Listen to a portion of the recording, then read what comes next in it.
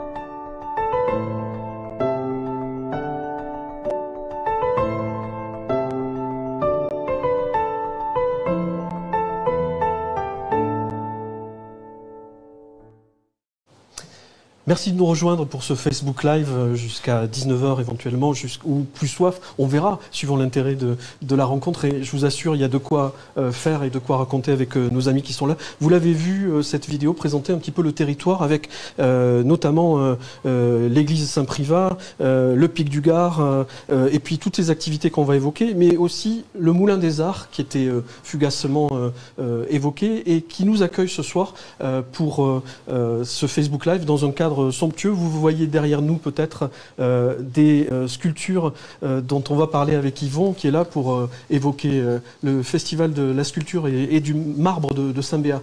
Mais on va commencer par les dames, hein, je l'ai dit quand même, on va être poli. Avec Isabelle Binet, vous êtes responsable de cette ferme équestre qui s'appelle Cavalcagir, qui est située à quelques kilomètres d'ici, c'est ça ? Oui, bonjour. Alors, Cavalcagir est situé dans la vallée d'à côté, là, auprès d'Aspet, en fait. Et donc là, à partir de là, j'organise des balades occasionnelles pour tous, débutants, moyens, confirmés. Alors vraiment, vous faites un travail très adapté, vous proposez du sur-mesure, j'allais dire. Du sur-mesure en fonction des besoins, juste découvrir le paysage, cheminer, découvrir l'animal, et puis un peu plus pour ceux qui sont un peu plus cavaliers, trotter, galoper, voilà. 2 jours, 2 nuits, j'organise des balades, des randos le soir, à la nocturne, dans la rivière quand il fait chaud. Tout est permis, tout est possible à cheval.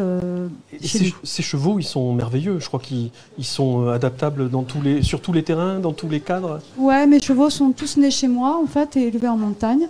Donc ils passent toute leur jeunesse dans une l'estive de Paloumer, en montagne. Donc ils fréquentent le dénivelé, les humains, les cavaliers. Et après, quand ils ont l'âge de travailler, on leur apprend et ils vous portent et vous emmènent jusqu'au bout du Comminges. Voilà, ouais, on est dans le Comminges, on est dans la terre de la nature et on est vraiment au plus près de la verdure, de la nature, des éléments, j'allais dire. Je me tourne vers Bastien Nussli pour H2O Vive. Vous, on peut dire, allez, je vais le dire, vous êtes le MacGyver du coin, quoi, parce que vous êtes sur tous les terrains, sous tous les temps, à toutes les sauces. Effectivement, nous on navigue sur la Garonne, on pratique des sports d'eau en général, hein, le rafting, le canoë et également le canyoning. Et alors, on vient vous voir en famille, en groupe, seul ? Oui, beaucoup de clientèles différentes, ouais, des familles qui viennent nous voir pour faire des initiations, pour découvrir un peu l'activité, pour faire des belles balades en Garonne ou dans des beaux canyons du coin. Et des gens un peu plus expérimentés, plus sportifs, qui cherchent un peu les défis. Oui, voilà. Parce qu'on est équipé ici, mine de rien, il y a des hauteurs, il y a des profondeurs. Exactement, ouais, ici le terrain de jeu est immense et on peut en avoir pour tous les goûts, quoi, vraiment, avec toutes les difficultés. Et même sous terre, j'ai bien compris. Et même sous terre, voilà, je fais aussi de la spéléologie sous terre, voilà, donc on peut visiter les dessous du Comminges. Et alors, vous n'êtes pas le seul dans cette société qui est importante ici, qui fait travailler, je crois, une vingtaine de personnes. Hein, voilà, une vingtaine de personnes, de moniteurs en tout genre, que ce soit pour le vif, pour le canyon, pour la spéléo et autres, pour des activités. Voilà. Donc c'est très, très vivant et puis dans le bain tous les jours, quoi. Dans le bain tous les jours dans l'eau fraîche. Suivant les saisons, c'est adapté, on peut. Voilà, on s'adapte. Alors nous on est ouvert à partir du mois de mai jusqu'en septembre, donc selon les saisons, on va adapter les sorties si la météo le permet, voilà, en fonction de la météo. Ouais. Pour l'instant ça va, la saison s'annonce plutôt pas mal. Je vais me tourner vers Ludovic, merci Bastien. Ludovic Saint-Paul, vous êtes responsable technique et opérationnel chez Pyrénéo à Sierpgo, là aussi on n'est pas très loin, c'est ça ? Oui, c'est ça, c'est à 5 minutes d'ici. Oui, on peut venir dormir à Saint-Béat et venir vous voir le lendemain dans votre parc d'aventure. Vous pouvez même venir dormir au parc. C'est vrai, vous avez des hébergements. Des nuits insolites dans des tipis ou des grandes cabanes en mode dortoir. Voilà, et puis on propose de nombreuses activités comme l'acrobranche. On a plus d'une vingtaine de jeux au sol, allant des kartings à pédales, vélo, jeux de piste dans la nature, des toboggans géants. Donc pas d'excuses, quoi. On va pas s'ennuyer si on vient chez vous. Non, alors il y a une particularité quand même que vous nous avez pas donnée, Ludovic, c'est que le parc, lui, il est avec des arbres et des rochers. C'est un peu inédit en Haute-Garonne en tout cas. Voilà, c'est ça, c'est un mi-chemin entre la Via Ferrata et le parcours Acrobranche. Et là aussi, la Via Ferrata est possible Nous avons aussi une Via Ferrata sur le site. Mais vous êtes des casse-coups là tous. Qu'est-ce qu'on fait chez vous? C'est assuré tout ça? Parce que la Via Ferrata, moi ça me fait pas rire quoi. Bien sûr, tout est assuré. Nous donnons toutes les consignes à nos clients pour évoluer en sécurité sur les parcours et Via Ferrata. Et nous avons aucun souci avec ça. Bon, et tous les physiques, regardez, Yvon, il est super grand, moi je suis pas très grand. On peut tous venir, on s'adapte? Il n'y a pas de souci, il y a des parcours pour tout niveau et tout âge, de 3 ans jusqu'à tant qu'on est valide. Voilà. On va. Alors il y a 250 jeux, qu'est-ce que c'est ces jeux? Il y a de tout.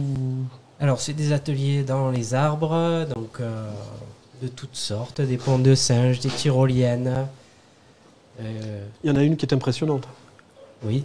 Combien? Nous avons une tyrolienne géante qui fait 250 mètres de long, qui démarre à une soixantaine de mètres de haut, sur laquelle on va prendre une vitesse autour des 70 km/h. Donc c'est un peu une de nos activités phares. Ça vous ennuie pas si je viens pas? C'est pas grave. Bon, bon on va faire plus calme avec Yvon qui est à ma droite. Yvon Bescon, vous êtes plus posé, j'allais dire. Vous êtes déjà allé Je suis aussi fou que lui. Hein. C'est vrai? Vous êtes allé chez H2O? Vous êtes allé chez Pyrénéo? Non, je fais de sport en eau vive. D'accord, vous m'aviez pas dit qu'il était client. Pas avec lui, mais maintenant il me donne envie d'y aller. Bah, si ça sert bien à ça, c'est super. Ouais. Mais dans la vie, vous êtes plus posé, non? J'ai l'impression, parce qu'il y a des choses délicates derrière nous, dont vous êtes l'auteur. La grande statue là-bas. Hein, oui. Vous êtes alors, c'est une passion, sculpteur, et puis président du festival de la sculpture et du marbre. Ouais, en fait, je suis venu à la sculpture quand le festival a démarré. Je travaillais à l'usine de marbre, mais pour les faire de la poudre. Et puis quand en 2000 il y a eu le festival, ça m'a donné envie de faire autre chose. J'ai découvert et rencontré des sculpteurs, et plutôt sympas et accessibles, pas des artistes, disons des gens accessibles qui m'ont donné envie, et puis prêter des outils, etc., etc. Et donc ensuite, j'ai continué à... Vous avez bien appris quand même. Ouais. Disons que j'ai vu qu'on pouvait faire autre chose avec le marbre que le rendre en poudre ou en granulat. Et c'est au fil des rencontres de sculpteurs et d'échanges. Et donc en 2010, c'était libre, on a recréé une association. Et donc j'ai pris l'association en 2010 pour organiser et continuer le festival de marbre. Donc ça consiste déjà à faire de la démonstration de la sculpture en public sur des pièces qui font en gros, il y en a une qui doit faire 5 tonnes là, en ce moment. Donc il y a 5 sculpteurs qui vont tailler en direct. Après on organise aussi des stages. Tous les stages sont encadrés par des professionnels, des artistes professionnels. Donc il y a les stages de pierre où on apprend à travailler à la main sur un calcaire plutôt tendre. Après, il y a des stages de marbre, là où on donne de l'outillage de professionnels, comme pour ceux qui travaillent sur les grandes pièces, donc des outils pneumatiques et diamantés. Et puis aussi un stage de bronze, où le professeur, il vient même du Burkina Faso, donc avec une méthode tout à fait ancestrale. C'est une longue lignée de bronziers, et donc c'est un stage qui dure 60 heures. Ils sont en ce moment en bas. Oui, donc, vraiment, on est au cœur du festival en ce moment, qui dure jusqu'au 30 septembre, donc c'est le moment fort de l'année ici. Oui, voilà, c'est jusqu'au 30 septembre. Disons que le moment fort, Saint-Béas, c'est le marbre en juillet. Et après, il y a Luchon qui s'est associé aussi à notre événement, mais on sera tourné vers le bois. Comme ils ont déjà l'école du bois et beaucoup d'essence de bois et d'exploitation. Alors ça, c'est la nouveauté de l'année, parce que le festival s'étend, en fait, on va dire, sur tout le territoire. Voilà. Il y a aussi Saint-Bertrand-de-Comminges, disons, où l'on fait des expositions. On nous a mis le cloître à disposition pour une exposition. Donc en fait, l'idée, c'était de faire tourner un public sur 3 sites et d'aspirer du monde. Il y a beaucoup de monde qui vient forcément à Saint-Bertrand-de-Comminges et à Luchon par les termes. Et donc Saint-Béat, c'était essayer de tourner et d'aspirer un peu de public aussi par ici. Je pense qu'on a... C'est réussi, on a vu du monde. Hein, je pense qu'on ça a bien fonctionné. Merci Yvon, on revient vers vous pour évoquer davantage. Peut-être si le marbre, la particularité du marbre quand même, à Saint-Béat, il a un truc ce marbre. Déjà, il a 2000 ans d'histoire. Hein, parce que les Romains ils étaient déjà là. Il y a notamment la brèche romaine qui est un peu plus loin là. On voit encore les traces d'outils antiques où on partage également ce rocher avec la fédération de grimpe. Ils ont fait une vingtaine de voies, mais bon, sans toucher à la partie antique où on voit encore les traces des Romains. Donc, Bastien est venu par exemple là, vous y êtes allé? Peut-être, ouais. On a fait l'inauguration le jour du site. Donc il y a vraiment une présence forte de la pierre, du marbre, partout. Déjà le bâtiment ici, c'est Cité du Marbre, Saint-Béat, ça a été dit. Saint-Béat-Lès maintenant, parce qu'il y a une association, il ne faut pas oublier Lès. Ils ont jumelé les deux villages. On en reparle tout de suite. Je voulais voir avec Isabelle aussi peut-être ce cadre naturel. Donc vous le pratiquez au quotidien, tout au long de l'année. C'est un émerveillement, et puis vous devez connaître de sacrés coins, vous, non? Oui, moi je ne suis pas d'origine ici. Je suis arrivée dans ce pays il y a 25 ans, à travers une formation dans le cheval. Et je me suis rendu compte qu'ici, il y avait tout à faire, parce que c'était sauvage, préservé, et une nature authentique. Et ça me plaisait beaucoup, avec des ambiances très différentes. Moi je chemine à cheval, donc je fais 25-30 km par jour, d'un versant à un autre, d'un dénivelé à un autre. Donc on passe facilement du Nettré à une châtaigneraie, du chêne vert. Enfin, voilà, donc des ambiances hyper riches, hyper sauvages. Des fois sauvages jaunes, des arbres en travers, des trucs rock'n'roll, mais que les gens aiment aussi parce que ça fait partie de la nature telle qu'elle est, quoi. Donc moi j'aime beaucoup ce territoire. Et à travers ça, je propose aussi des randos de 2 jours jusqu'à 6 jours. Dont une dont je suis très fière, que j'ai appelée Cagir-Garonne-Salate, parce que je fais le tour du massif, donc Cagir, Gare, Paloumer, Mortis, Paloumer, pour dire, parce que je suis de l'autre côté. Donc on voit tous les pics environnants. Et en fait, on chemine autant dans la profondeur du massif, autant sur la hauteur, parce que voilà, c'est l'avantage du cheval. On est dessous, dedans, on peut aller à peu près partout. Et ça, c'est assez magique. Bon, voilà, c'est 6 jours, il faut être engagé un peu plus, mais c'est accessible à des gens qui ont vraiment envie de découvrir quelque chose de différent. Et puis, vous mitonnez tout ça aux petits oignons, quoi. Tout est prévu, hein. C'est ça, les hébergements, donc c'est tous les hébergeurs qui vivent du passage ici, hein. Des bivouacs suivant les itinéraires, mais qui sont sympas un soir avec un ravitaillement, avec des bons repas. Moi, j'achète beaucoup du local, bon, dans l'esprit, mais avant aussi, donc de toujours. Parce que voilà, j'ai envie de rester dans l'authentique de ce pays, quoi. Et ça me plaît. Et j'ai l'impression que vous êtes heureuse, ça se sent. Ludovic aussi, ça va, le sourire, avec Pyrénéo, le parc d'aventure. Il y a aussi un espace très vaste, je crois qu'il y a 13 hectares de parc, c'est ça. Où on peut se balader, c'est ça? Oui, c'est ça, avec toutes les activités réparties dans la forêt. Donc vu que c'est très vaste, on a l'impression souvent d'être seul sur le parc alors qu'il y a pas mal de monde. Donc c'est un petit confort pour les clients. Voilà. Et les clients, ils ont tous les âges, hein, c'est ça? On vient en famille plutôt chez vous? C'est ça, on peut venir en famille, en groupe d'amis, faire un enterrement de vie de célibataire. On reçoit aussi des écoles, des centres de loisirs. Bon, les petits viennent fêter leur anniversaire aussi. Hein. Oui, on fait des formules anniversaires, évidemment.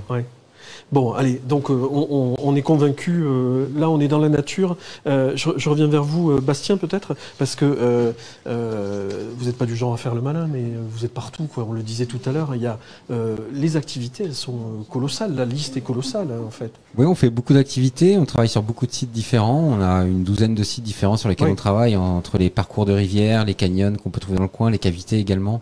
Donc on se déplace beaucoup, beaucoup d'endroits pour bien visiter toute cette région, quoi. Le lac de Géry, je pense. Le lac de Géry, entre autres. Un site phare ici, il est à quelques kilomètres. Ouais, à quelques kilomètres d'ici, là, en 2 minutes, on y est. Voilà, c'est un très bel endroit au pied du pic du Gard. On a une super vue. Le matin, il est magnifique. Il y a le Gard qui se reflète dedans. C'est un très beau site. On peut y manger, je crois. On peut y manger également. Voilà, il y a un restaurant sur place, les pieds dans l'eau. Voilà, et c'est la base de départ du rafting. Et c'est la base de départ du rafting. C'est là où on donne les rendez-vous pour pas mal de nos activités, pour soit partir depuis ce lac de Géry, donc pour faire des descentes en rivière sur la Garonne, ou partir ensuite avec des minibus pour aller faire des parcours plus hauts côté espagnol sur la Garonna, et voilà, des parcours plus sportifs. Et alors ces parcours, ils sont permis aussi par les lâchers de barrage, je crois. Exactement, voilà. Pour les parcours sportifs en particulier, on part sur des lâchers de barrage qui sont dédiés spécialement pour le rafting. À des heures bien précises, on donne rendez-vous à nos clients pour profiter justement de ces pleines eaux et que ça nous rende une rivière plus sportive. Oui, ça doit être bien tonique. Ça l'est. Hein, donc Yvon, vous allez y aller, quoi. C'est ça, la leçon de cette émission, c'est ça, quoi. Ah, mais c'est sûr. Je crois, c'est ça, oui. Il va y aller, quoi. Ah oui, non, c'est sûr. Je l'emmène avec plaisir. Oui, j'imagine. Revenons sur le festival de la sculpture et du marbre. On le disait, les Romains étaient là depuis longtemps. La tradition a perduré puisqu'on est ici sur un territoire de production aussi de marbre. C'est une vie intense autour du marbre ou pas? Mais disons qu'il y a déjà une société qui exploite encore l'exploitation, mais en souterrain. Donc c'est une montagne qui est devenue creuse. Ils sont sur 7 étages. Il doit y avoir 50 km de galeries en gros. Wow. Alors on pouvait visiter jusqu'à maintenant, mais à cause du Covid, ça a été écourté ces visites. Ils ne veulent pas se foutre le Covid dans la mine et le personnel. Donc j'espère que ça repartira l'année prochaine. Et mais de cette carrière, on essaye de nous sortir des blocs sains pour nous alimenter au festival. Parce que, comme c'est des blocs, la montagne est dynamitée, ils ne l'exploitent plus comme ils les faisaient auparavant par découpage ou par sciage, c'était la dynamite. Alors on essaie de récupérer des blocs à peu près sains pour alimenter le festival. Pour travailler de manière artistique et propre. Alors, je l'ai peut-être pas précisé tout à l'heure, mais puisqu'on est sur Facebook, on est en direct, vous pouvez évidemment vous exprimer et nous poser des questions. Il y en a une qui est arrivée, qui vient d'Éric, je crois, qui demande à Isabelle le prix des randos. Est-ce qu'on peut donner un ordre d'idée sur les prix, par exemple, de 2 jours d'escapade? Voilà. Bon, alors, grosso modo, la balade occasionnelle, c'est 40 € les 2 heures. En sachant que c'est 4 heures sur place. Oui. Parce que j'aime faire rencontrer le cheval et le cavalier. Donc l'approche, le pansage, la selle et la mise en route. C'est 4 heures sur place. Voilà, c'est vraiment une activité dans laquelle on rentre pour une après-midi ou une matinée. 40 € pour les adultes, 30 pour les enfants. Après, la journée, journée rando, sans le pique-nique, c'est 80 €. Et le voyage, ça va avec les hébergements, les pique-niques et tout compris, 120, 130 € par jour.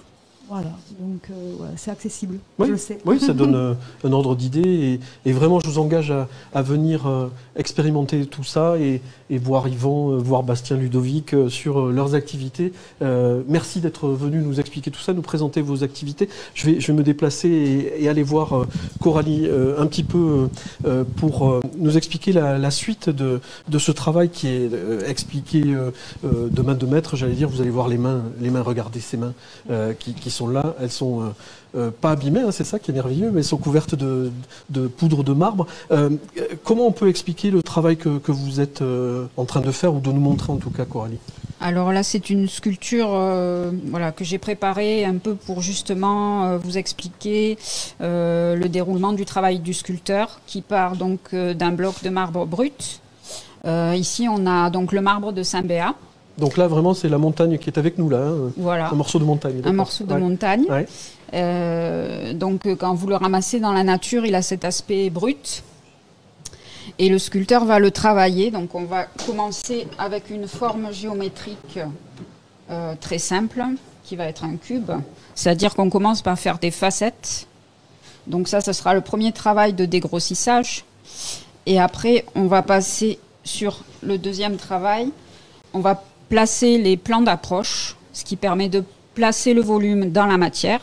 Et voilà, ici on aura une forme qui va ressembler à ça, pour ensuite finir par une forme aboutie, plus élaborée, qui sera une sphère presque parfaite. Ouais. Vous allez nous montrer les gestes peut-être tout à l'heure hein, pour montrer dans le détail ce travail qui est très minutieux. Là, quand on veut faire quelque chose comme ça prend des heures. Ça prend des heures de travail. Ouais. Donc on va revenir vers vous. Merci Coralie. On verra un petit peu la progression des choses dans le détail.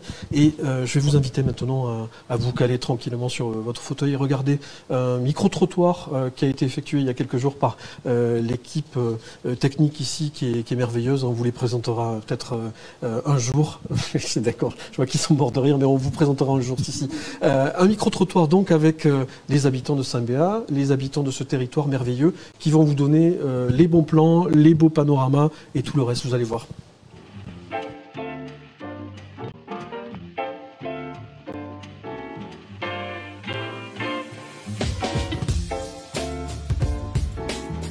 L'ancienne carrière romaine de marbre. Vous avez quoi, le moulin aussi qui a été restauré. Il y a le château sur Saint-Béat également.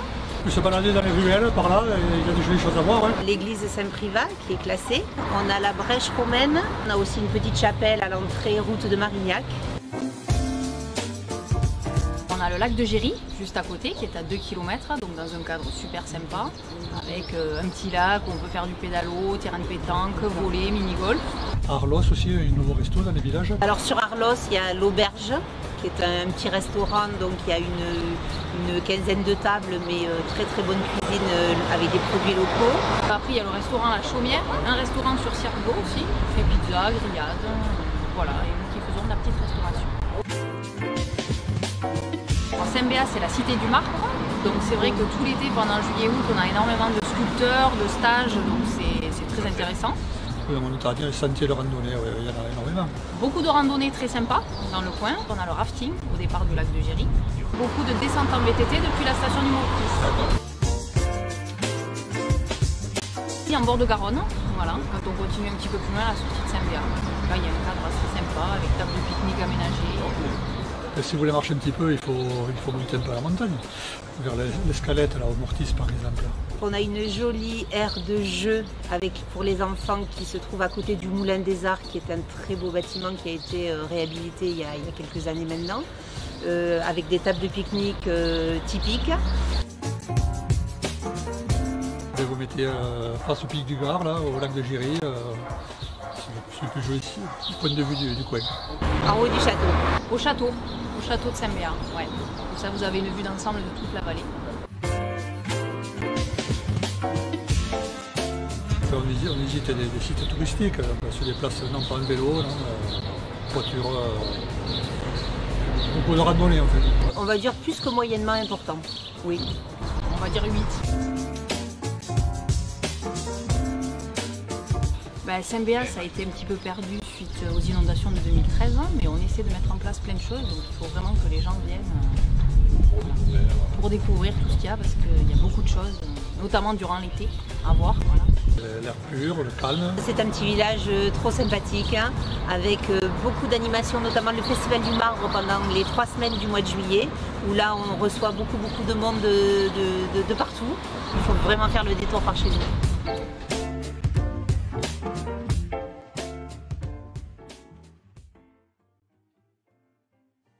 Merci de nous rejoindre sur le plateau de Saint-Béat au Moulin des Arts pour ce Facebook Live de Haute-Garonne Tourisme. La Haute-Garonne part en live. Ce sont en fait 10 rendez-vous jusqu'au 8 septembre que nous aurons le plaisir de partager tous les mercredis à 18 h, voilà, sur Facebook.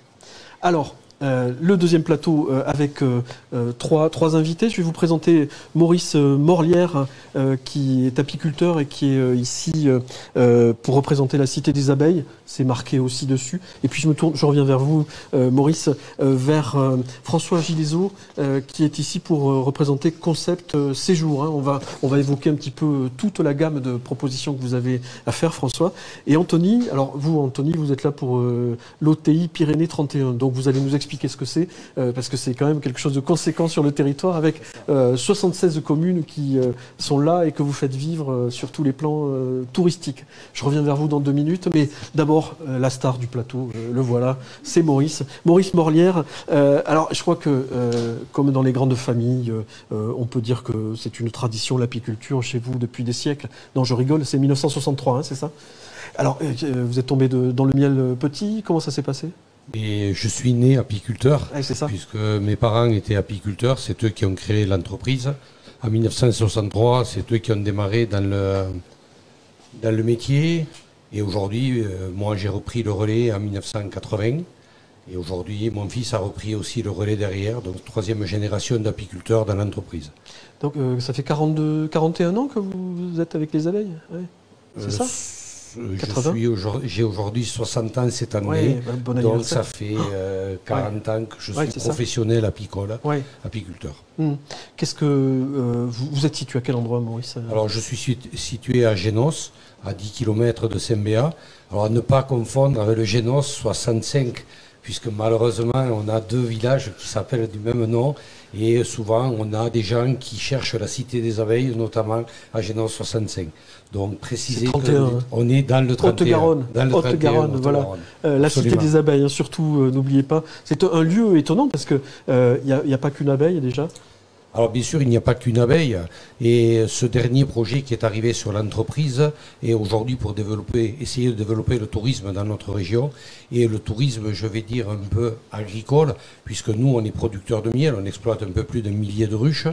Et il fallait bien trouver des solutions pour vendre nos produits. Nous sommes sur des marchés de la région, notamment de Luchon, mais aussi sur des foires dans la région toulousaine.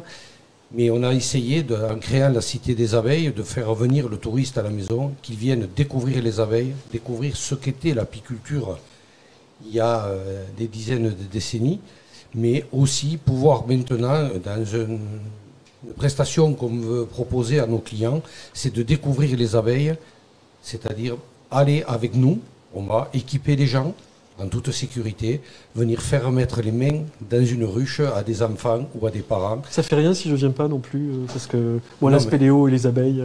Vous serez le premier invité, c'est vous qu'on me fera mettre dedans. Bon alors, je vois madame là-bas, Ghislaine, elle est aussi avec vous, elle est avec les abeilles à la boutique, comment ça se passe? Alors Ghislaine, quand on s'est rencontrés, elle était dans les vaches, elle est passée dans les abeilles, elle a changé un autre format. Voilà, c'est plus petit, c'est plus piquant aussi. Oui. Mais pendant très longtemps, elle a été avec moi sur les ruches, tant que mes parents ont été là. Quand mes parents sont partis, elle a pris la place de l'entreprise, plus commerciale, plus gestion, et elle est moins sur les abeilles qu'aujourd'hui. Mais il faut savoir qu'elle est aussi capable que moi de conduire un camion, et de décharger un camion, de conduire un cheptel de 500 ruches. Ce qu'il ne dit pas, ce monsieur, c'est que ce matin à 3h du mat, il était avec ses abeilles dans un champ et un camion, c'est ça? Absolument, ça fait maintenant 10 jours qu'on est toutes les nuits dehors pour transporter nos ruches, la transhumance, c'est-à-dire qu'on change de site, on a terminé les fleurs de montagne et on part sur les tournesols de la région toulousaine. Et cette nuit, une nuit très compliquée, il a fait orage, on était avec les camions dans les champs, je vous laisse imaginer... Paris-Dakar, dans la région toulousaine. C'est ça, voilà, oui. Et Maurice au volant, donc ça devait être épique. On parlera peut-être des produits. Absolument. Alors, tant qu'on y est, peut-être on va les évoquer. Je vois plein de choses. Venez avec moi, Maurice, tant qu'on y est. Il y a pléthore de choses. Qu'est-ce que vous avez amené dans tous les produits, la principale production de l'entreprise, c'est le miel, mais aussi ça va être le pollen, ça va être la propolis. Ça, ce sont les produits qu'on récolte, qu'on sort de la ruche. Et le travail aussi de madame, parce qu'il ne faut surtout pas l'oublier, parce que sinon, elle va se vexer. Oui, c'est pour ça que je me suis permis. Vous faites bien. Oui. Et donc, elle va transformer le miel en gâteau, pain d'épices, puisque aujourd'hui, la loi nous interdit de l'appeler gâteau au miel, puisqu'il y a plus de 30% de miel dedans, c'est un pain d'épices. Elle va fabriquer aussi des bonbons au miel. Elle va fabriquer des bougies en cire d'abeille, elle va fabriquer des pâtes à tartiner, c'est-à-dire des miels dans lesquels on va mélanger des arômes de fruits naturels ou des noisettes ou des noix broyées. On va aussi vendre le miel, et ça c'est quelque chose qui est très rare dans beaucoup d'exploitations apicoles, c'est de vendre le miel en rayon tel qu'il sort de la ruche. Il n'y a reçu aucune transformation, on a coupé, mis en boîte. C'est le plaisir de le manger nature. 540 grammes de miel pur, là. Voilà, c'est 500 tel qu'il est sorti de la ruche. Ouais. C'est le plaisir de retrouver les goûts d'antan, notamment ce que il y a quelques années on trouvait encore dans toutes nos maisons, puisque dans beaucoup de maisons il y avait des ruches. Et tout ça, c'est pas conseillé pour nos régimes, Maurice, hein, c'est ça? Si, c'est tout à consommer avec modération. Oui. C'est ça, la petite mention. Voilà, mais on peut très bien le consommer toute l'année. Moi, je consomme toujours du miel et tous les matins, au petit déjeuner, il y a du miel à la maison sur la table. Oui, c'est pas de la pâte à tartiner de supermarché, c'est du miel, du vrai. Ouais. C'est du miel, du vrai. Il y a 1000 ruches à la Cité des Abeilles? Actuellement, on exploite à peu près 1000 ruches. Oui. Alors, ces 1000 ruches, on ne les rencontrera pas sur la Cité des Abeilles. Ces ruches, elles sont en transhumance toute l'année, puisqu'elles partent dès le printemps. On fait des productions dans les zones côtières, c'est-à-dire Narbonne jusqu'à Valencia. On va faire du miel d'oranger.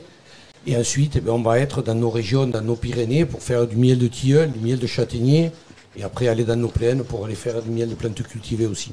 D'accord. Allez, je reviens vers vous dans 2 secondes parce qu'on n'a pas terminé, je crois, avec tous les produits que vous proposez. Anthony Gonzalez, vous êtes là pour l'OTI Pyrénées 31, je le disais.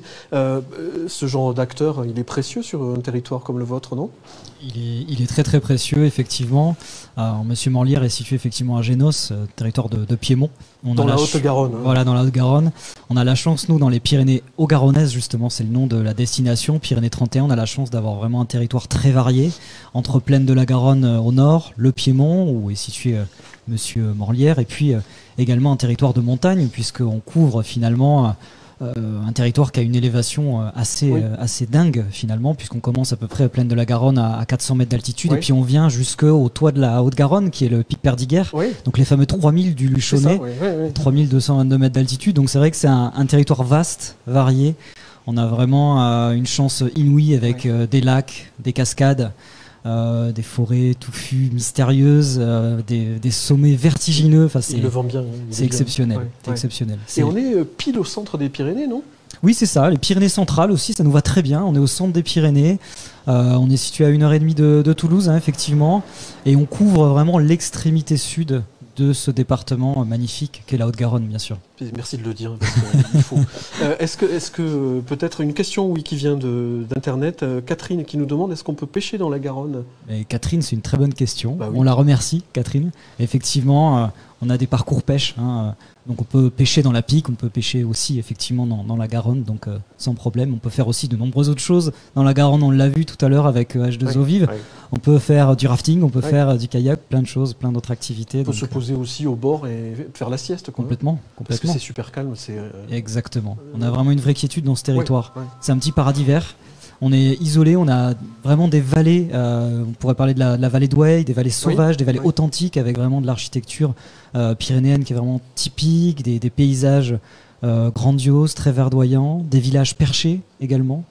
Donc, ici aussi, il y a quelque chose de perché, ce château là du 12e. Tout à fait, avec un magnifique belvédère, effectivement. On a Saint-Béat à nos pieds, la Garonne, la vallée, puis on arrive à voir derrière le Val d'Aran. C'est c'est ça. On en parlera peut-être tout à l'heure avec Éric Buisan là, qui est là pour qui est là pour évoquer Radio Pyrénéus qui fête ses 15 ans. Donc on en parlera parce que lui, il est justement dans cette logique de territoire divers. Et ce qui est intéressant avec vous aussi, c'est que vous êtes là pour parler de 76 communes. On n'a pas le temps, évidemment, mais c'est là aussi un terrain de jeu formidable. C'est ça, exactement. 76 communes, comme je vous le disais, entre plaine, piémont, montagne, de nombreuses communes, mais aussi de très nombreuses animations pour tout l'été. On est vraiment une destination familiale.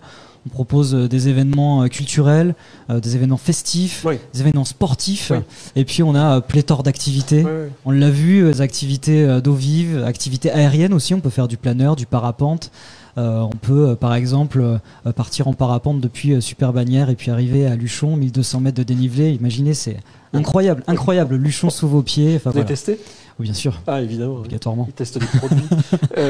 et évidemment, merci Anthony. François Gilézo, vous êtes là pour Concept Séjour, on le disait. Alors vous aussi, vous avez une vue sur un ensemble d'activités, de propositions en tout cas, que vous faites aux visiteurs. Oui, un ensemble. Aujourd'hui, on peut plus voir les choses de manière unique. La montagne, elle se pratique toute l'année. quelles que soient les conditions, et ce serait une erreur de se focaliser que sur une activité. Donc aujourd'hui, on est sorti un petit peu du cadre de nos saisons habituelles, et à partir de là, on propose des activités en fonction des conditions qu'on a au moment. Et il n'y a pas que le ski dans la vie. Et il n'y a surtout pas que le ski. Parce que le ski, c'est bien, c'est plaisant, mais ça a quand même quelques contraintes qui sont un peu bousculées en ce moment. Donc du coup, on développe le vélo, on développe la trottinette, on a des animations grand public autour de l'orientation, autour du biathlon.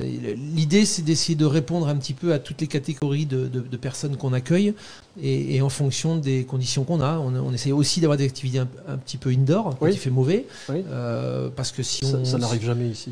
Non, mais il faut l'anticiper au cas où. Donc en tout cas, on doit tenir notre promesse. C'est celle d'accueillir les clients et de leur proposer quelque chose. On s'ennuie pas, quoi. Ah non, on s'ennuie pas. Une journée comme aujourd'hui, il y en a eu en haut, il y en a eu en bas, il y en a eu dans l'eau, il y en a eu sur les vélos. Voilà. Et c'est vrai qu'on a un territoire qui est propice aux activités de pleine nature, qui est plutôt sécurite, parce que ça reste de la moyenne montagne, sauf si on s'éloigne sur les plus hauts sommets. Mais je veux dire, tout ce que vous voyez chez nous, vous pouvez y accéder. À pied, à cheval, en vélo, et ça c'est une grosse force, parce qu'il n'y a pas de frustration. Oui, c'est ça, et puis c'est la réalité, vraiment, pour être venu à plusieurs reprises, il y a vraiment une emprise du territoire, on est là, on peut participer, profiter. Complètement, il n'y a pas de barrière, j'ai envie de dire, on arrivera à trouver un support d'activité à tous les membres de la famille, quel que soit leur niveau.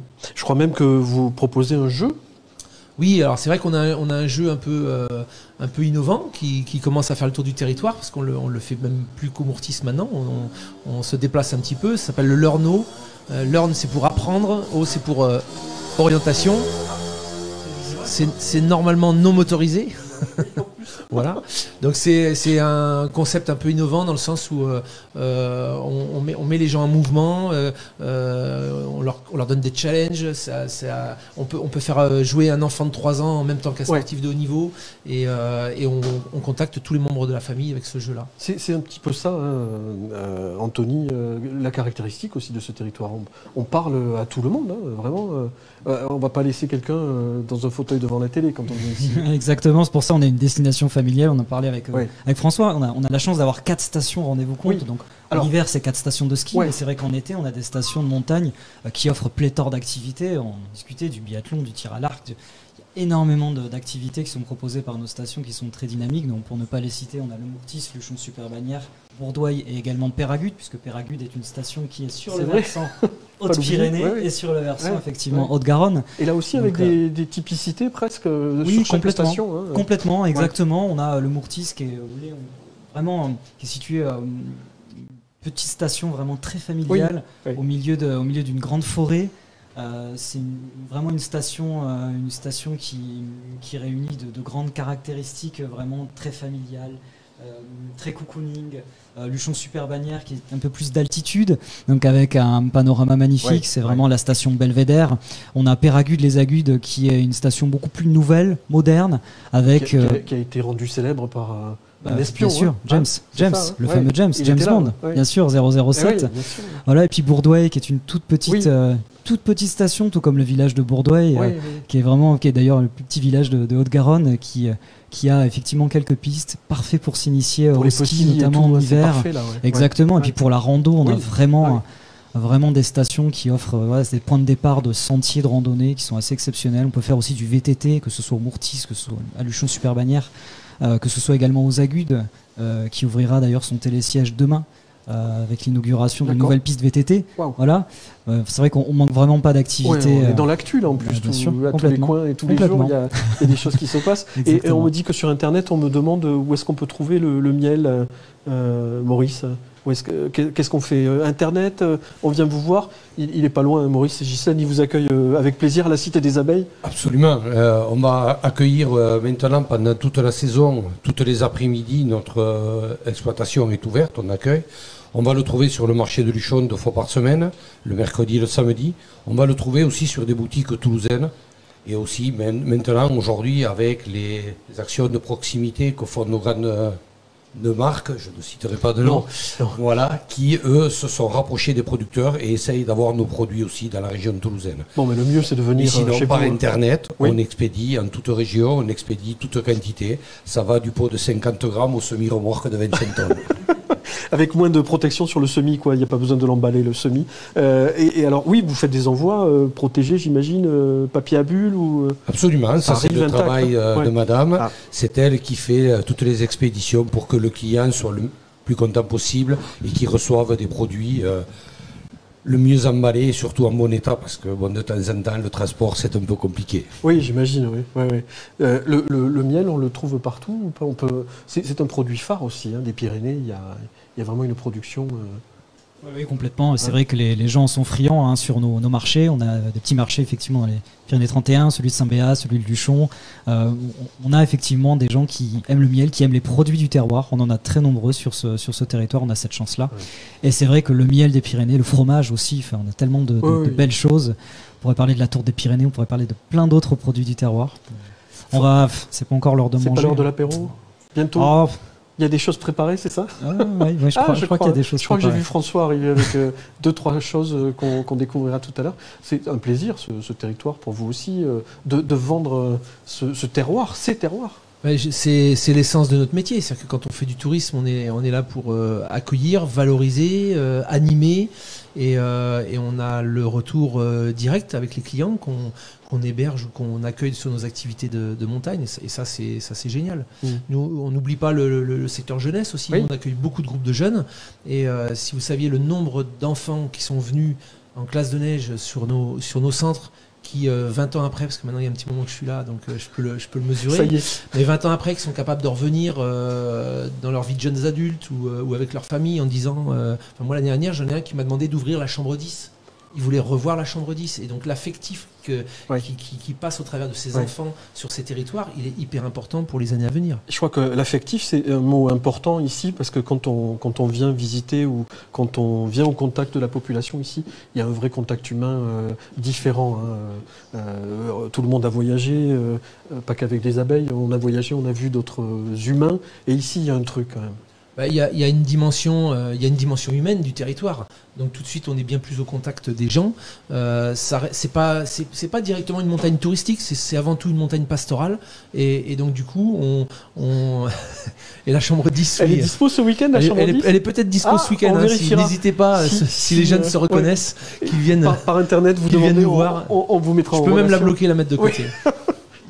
Donc oui, c'est vrai que c'est avant tout une montagne pastorale, donc c'est une montagne qui est vécue, qui est habitée, et donc on est tout de suite au contact des gens, et je pense que ça c'est une spécificité qu'il ne faut pas qu'on perde, rapprocher un peu les gens qu'on accueille avec les gens qui y vivent, et ça c'est possible chez nous. Mais je pense qu'il n'y a pas besoin de le faire, les gens le font naturellement ici, hein. Il y a vraiment un truc. Hein. Ça se fait naturellement dans les deux sens, c'est-à-dire que le touriste il a envie de rencontrer ces gens, et globalement on a des gens qui sont contents d'accueillir. On ne peut pas se priver de rencontrer Maurice et Ghislaine, quoi. Je veux dire, on peut pas. Si vous venez en Haute-Garonne, si vous venez à Saint-Béat, et à quel endroit vous êtes, Maurice, pardon? À Génos. À Génos, et oui, dans le 31 et pas le 65. On ne peut pas se priver de cette visite. Hein. Voilà, vous seriez triste. Je serais d'abord triste parce que j'adore le contact, j'adore surtout mon métier. Oui, ça c'est clair. C'est une passion aussi, une passion que j'ai su transmettre à mon épouse, à mon fils, qui aujourd'hui reprend le flambeau. Mais c'est surtout la partager avec les gens qui viennent dans le territoire, leur faire passer un agréable moment, leur faire découvrir le monde des abeilles.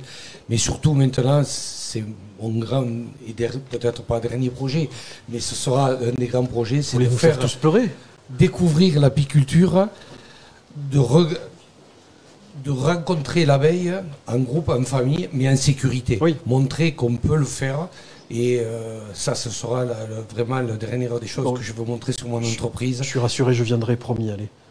J'espère bien vous voir, mais on vous équipera. Ce matin, c'était le cas. On avait des gens qui sont venus faire un tournage. On les a équipés. Ils se sont retrouvés au milieu de 100 ruches, en toute sécurité. Alors, et puis surtout, les produits qu'on vous a montrés tout à l'heure, c'est quelque chose d'étonnant. Le pain d'épices, le gâteau. C'est du pain d'épices. Qui est renversant. Et tout le reste, enfin, c'est incroyable. Il faut que j'arrête de manger ce genre de trucs, je le sais, mais tant pis.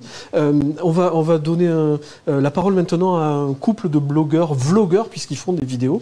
On les a découverts la semaine dernière. Ils s'appellent Jean et Clem. Ils sont venus passer quelques jours ici, découvrir le territoire. Vous allez voir, c'est assez rigolo parce qu'ils ont découvert les conditions météo qui étaient particulières. On est en montagne, hein, quand même. Donc ça rigole pas parfois. Et j'en profite pour dire que Ça s'improvise pas la montagne, il faut faire attention quand on vient et qu'on soit prudent un peu partout. Et vous allez voir à la fin de cette vidéo la merveille qui se prépare à vos yeux et à découvrir. Jean et Clem. Hello à tous. Salut, salut. Nous, c'est Jean et Clem, alias Deux Passeports un Baluchon. Haute-Garonne Tourisme nous a proposé de sillonner le département. Alors on est parti à bord de notre bolide pour vivre de nouvelles expériences. Entre fou rire, galères, découvertes et rencontres, on vous emmène avec nous dans toutes ces aventures. Bon.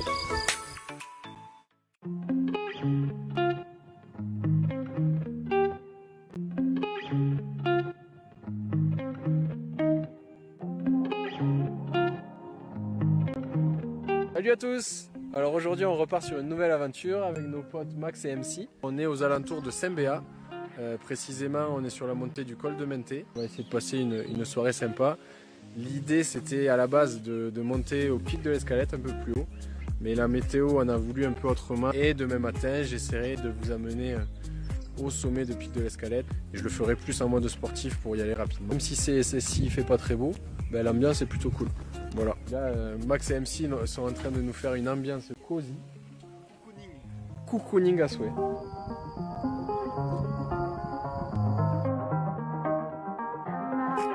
Bon alors, cette douche solaire. Bah, froide, parce qu'elle a pas chauffé.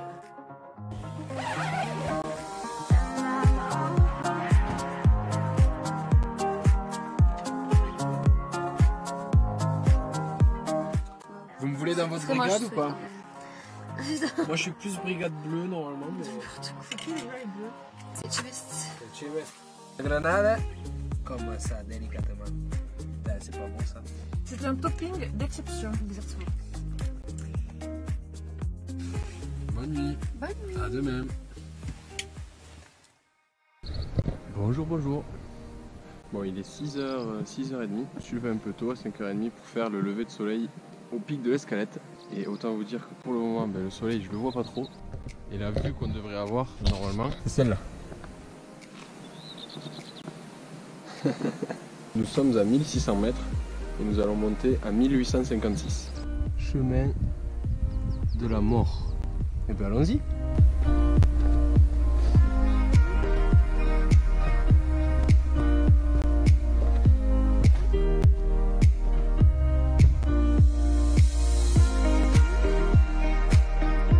Surprise, on devine quand même, je sais pas si on le voit en fond. En fait tout ça c'est les crêtes qui rejoignent le pic de Cagière qui lui par contre est dans les nuages.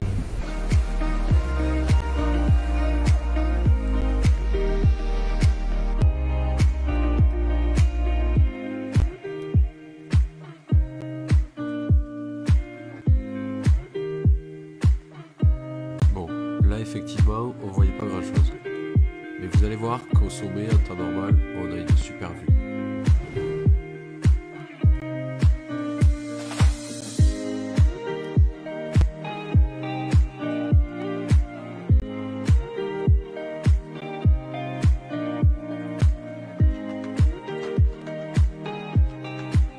Allez, on attaque la descente.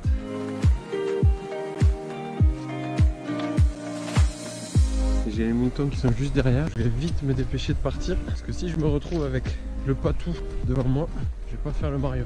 Donc voilà, il est 8h. Retour au van, cher compère, ils sont toujours pas levés.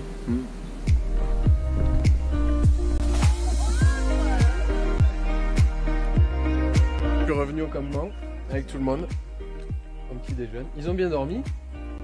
Nickel. C'est sûr, en se levant à 9h, ils ont bien dormi. Bon voilà, donc c'était la petite expérience autour de Saint-Béat.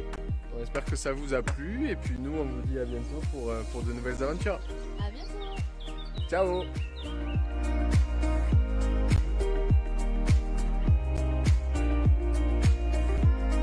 N'hésite surtout pas à aller faire un tour sur notre blog et à venir nous suivre sur nos différents réseaux sociaux.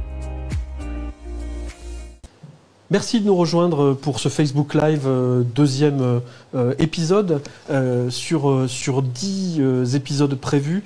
C'est vrai que c'est pas intelligent, je regardais la télé, c'est dingue les habitudes. Donc il faut regarder la caméra. Voilà, cette caméra qui vous donne une vision sur le Moulin des Arts à Saint-Béat avec derrière nous de très belles œuvres qui sont partie prenante du Festival de la sculpture et du marbre de Saint-Béat qui se déroule jusqu'au 30 septembre. Donc vous avez le temps de venir et de découvrir ce festival qui vit sa 21e édition. Donc voilà, on est sur un territoire vivant l'été et parmi les invités qui nous rejoignent, je voulais vous présenter Éric Guisan qui lui est dans les médias et s'occupe d'une radio qui est quand même très importante sur le territoire. On va en reparler après Éric, mais juste donner le nom et l'âge de cette radio. Alors, la radio, c'est Pyrénéos Radio, qui s'appelait autrefois Radio Val-Pyrénéos et qui célèbre cette année ses 15 ans. Voilà, on en reparle tout de suite et puis on va faire un tour du territoire parce que Éric, il a un regard très large et puis transfrontalier, enfin vraiment quelque chose d'intéressant. Je reviens vers vous, François, et pour évoquer la station du Mourtis que Anthony nous a cité tout à l'heure, parmi les 4 d'importance. Le Mourtis vit toute l'année et on n'y vient pas que faire du ski. Qu'est-ce qu'on peut y faire concrètement là, demain, par exemple? Là, demain, écoutez, vous avez des infrastructures qui sont ouvertes. Donc, il y a un télésiège qui vous permet d'accéder au sommet facilement à pied ou avec un vélo. Et donc, si vous avez un vélo, vous pouvez redescendre sur des pistes qui ont été aménagées pour tous les niveaux. Il y a une nouvelle piste Sané débutante. Donc, c'est un bon moyen de découvrir. Je peux venir. Vous pouvez venir sans aucun problème. Et vous pouvez même faire du kart, c'est-à-dire qu'il y a une remontée spécifique qui permet de remonter des kartings qui ont des roues anti-retour. On ne peut pas repartir dans la pente, hein. Mais le but, c'est quand on arrive là-haut, c'est de dévaler là aussi une piste plutôt ludique. Et la deuxième infrastructure, c'est une navette qu'on a, et ça c'est aussi une bonne chance. C'est une navette qu'on a depuis le village qui remonte les gens sur le haut de la station, enfin sur le bas de la station. Voilà, on a 750 mètres de dénivelé ici, 300 mètres au-dessus, ça vous fait 1100 mètres à peu près de dénivelé. Et là, ça commence à faire des activités concrètement on finit fatigué. Ouais, tout à fait. Ouais. Et puis à côté de ça, on a des activités aussi beaucoup plus, on dirait accessibles au grand public, comme l'orientation, comme vous avez le disque golf, on a un petit pump track, vous avez toutes les randonnées, vous pouvez vous balader avec les ânes. Donc c'est vrai que ça offre tout de suite une petite expérience, quel que soit le niveau des gens de la famille. Oui, vraiment, c'est ça qui est important, on est à l'aise. Et le bon exemple dans la vidéo qu'on vient de voir, c'est que on peut faire des vacances à l'essentiel. C'est des choses simples. C'est pas la carte postale qu'on aurait pu vendre, puisqu'il y avait du brouillard. Et les gens, ils ont passé 1, 2 ou 3 journées, je sais pas, sur le territoire à le découvrir. Et vraiment, ils se pratiquent quelles que soient les conditions. Et on est en montagne encore une fois, donc voilà, le temps est variable et il faut faire attention à ce qu'on fait aussi. Une petite rando dans le brouillard comme ils ont fait, c'est une ambiance particulière. Je pense qu'on s'en souvient parfois largement autant qu'une rando avec du soleil. Je pense en plus il a été coursé par un troupeau de moutons et il y avait le patou qui était derrière, donc je pense qu'il est rentré assez vite. Normalement c'est pas dans cet ordre-là. Hein. C'est plutôt l'inverse. Les moutons qui coursent. Normalement c'est le patou. Mais c'est ce qu'il disait, je crois, dans la vidéo. Mais j'ai compris que vous l'avez vécu, ça, Eric. Des ambiances en montagne avec du brouillard, ça arrive à tout le monde quand on fréquente la montagne. Quand on fréquente la montagne, forcément. Mais après, tout se prépare, il faut avoir des réflexes de sécurité. Et puis apprécier les choses. Ah oui. Là, on est là pour respirer le grand air et puis apprécier et puis vivre le moment. Hein. Vraiment, il y a des choses merveilleuses. Depuis 15 ans, vous avez dû traverser des moments intenses et rencontrer des gens. Oui, après plutôt dans mon studio. Oui, mais les reportages, il y a des choses à faire sur le terrain parfois. Les reportages, mais en fait, c'est plutôt les gens qui viennent chez nous. Les reportages, oui aussi, mais c'est surtout des rencontres avec des gens qui organisent des choses dans la région, parce qu'il y a quand même pas mal d'événements qui se font sur cette haute vallée de la Garonne. Notamment le Festival de la sculpture et du marbre avec lequel on collabore depuis de nombreuses années, le Festival du Comminges en musique classique et d'autres collaborations qui se mettent en place tout doucement. Et effectivement, une radio de toute façon, c'est surtout une radio locale comme ça dans une vallée en montagne, c'est un centralisateur d'informations en fait. Et puis, on le disait tout à l'heure, vous êtes dans un endroit particulier, à côté le Val d'Aran, la France et l'Espagne, enfin, il y a un travail quand même linguistique à faire, culturel. et de passer la frontière effectivement en même temps, puisque nos touristes ici ont besoin d'informations sur un territoire qui présente des frontières administratives qui sont les Hautes-Pyrénées d'un côté, la Haute-Garonne et puis surtout le Val d'Aran au bout.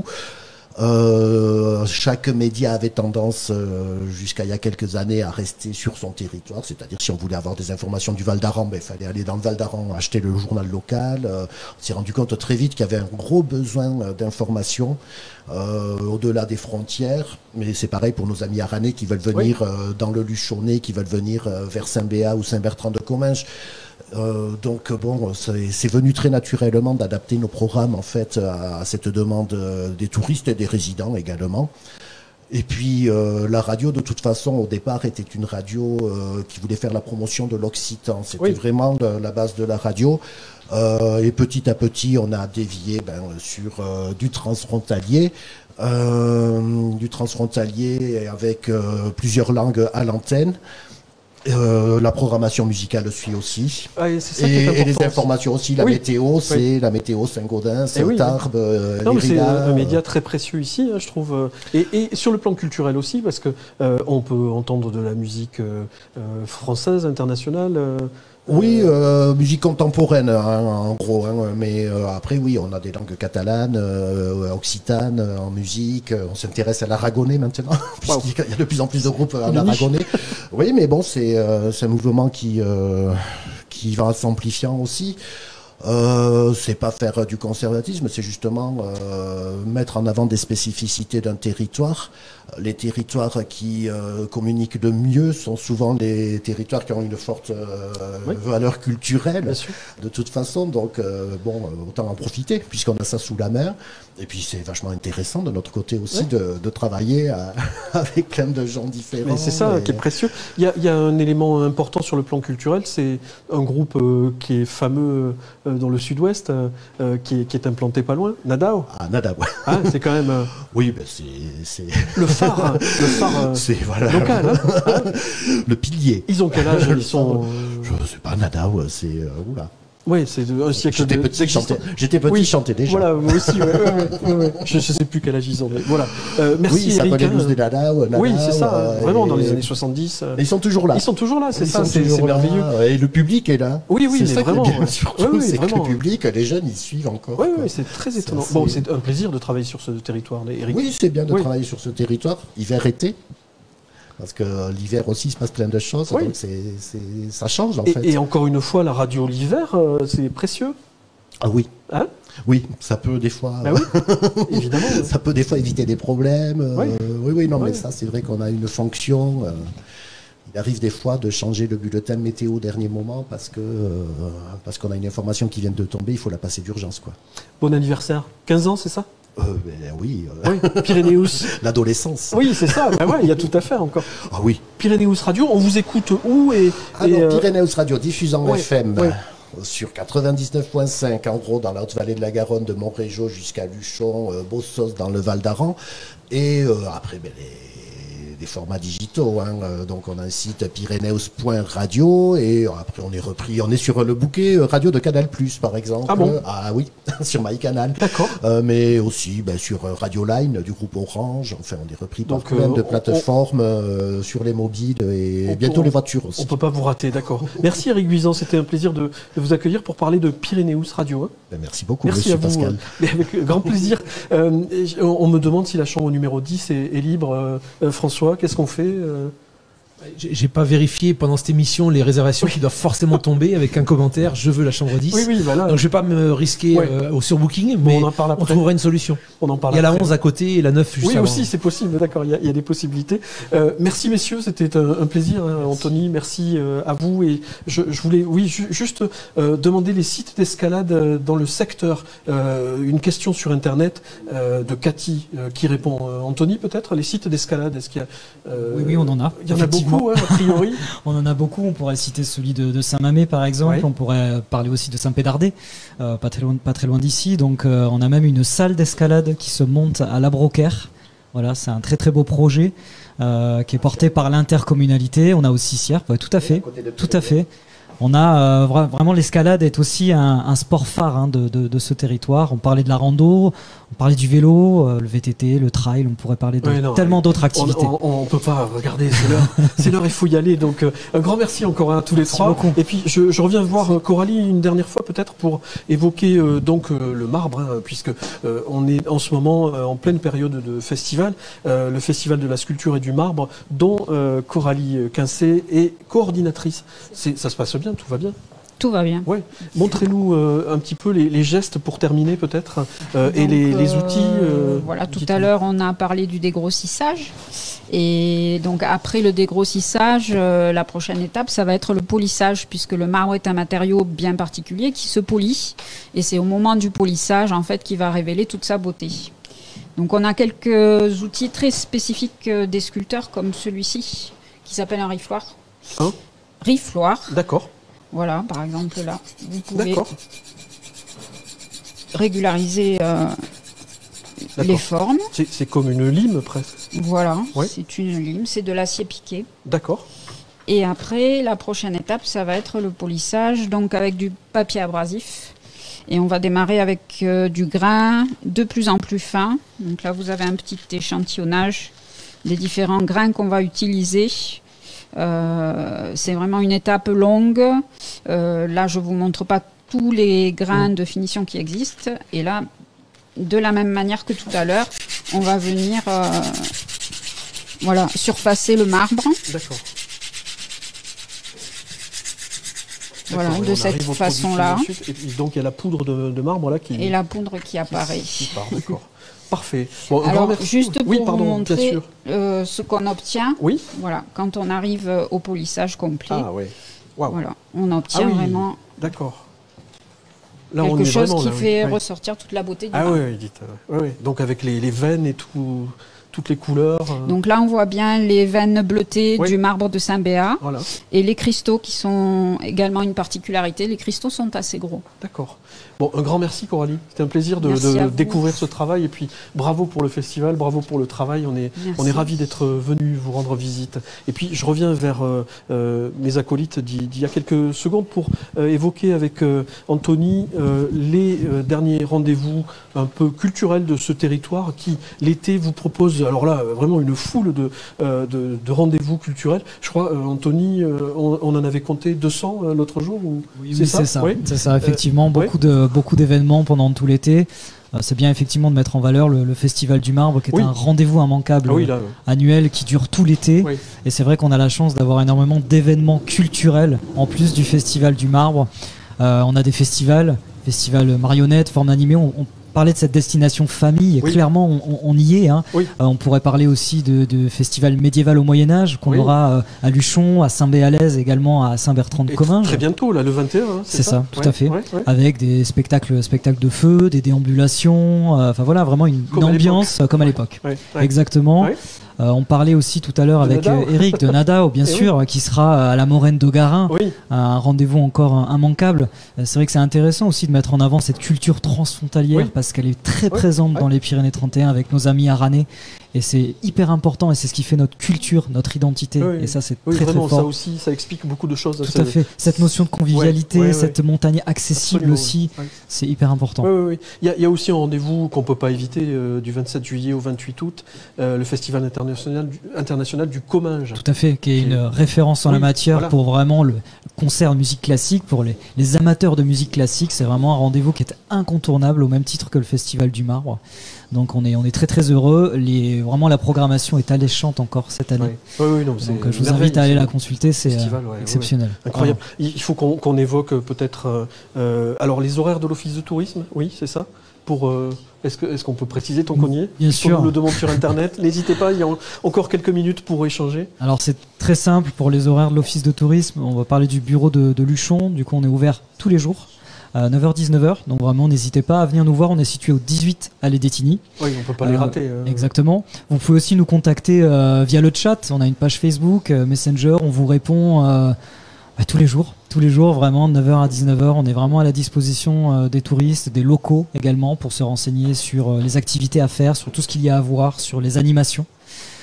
Et puis on a également ce site à Saint-Béat, on a un bureau, une antenne de l'office de tourisme qui est, je dirais, qui partage les murs finalement avec le festival du marbre. Donc on est ouvert à Saint-Béat les mardis, mercredis, jeudis, vendredis et samedis du coup. Donc vraiment à la disposition du public. On l'a bien compris. Je juste évoquer aussi le festival 31 notes d'été qui vient ici le 13 août à Luchon avec les Humanophones, qui est un groupe étonnant, vocaliste, très étonnant. Et le 14 août à Saint-Bertrand-de-Comminges avec une approche plus folk pop avec un groupe qui s'appelle Jure ou un artiste qui s'appelle Jure. Voilà. Allez, c'est l'heure, on s'en va. C'est ça. Merci beaucoup à tous. C'était un grand plaisir. Merci Eric. Merci à vous de nous avoir écoutés et d'avoir partagé ces moments, ces bonnes adresses, ces bons plans, ces moments de culture avec nous pour ce Facebook Live qui est le deuxième du nom. On se retrouve la semaine prochaine dans un village qui s'appelle Aurignac, avec là aussi un territoire très riche, des bons plans et puis des adresses et des lieux merveilleux. Il ne faut pas que j'oublie de vous dire que ces Facebook Live sont évidemment permis avec le concours de Haute-Garonne Numérique, qui est notre partenaire et qui nous soutient, qui nous permet d'être présents sur Internet. Et il me reste à vous remercier et puis à vous dire à mercredi 18h sur Facebook Live. Merci à tous, à bientôt, mercredi.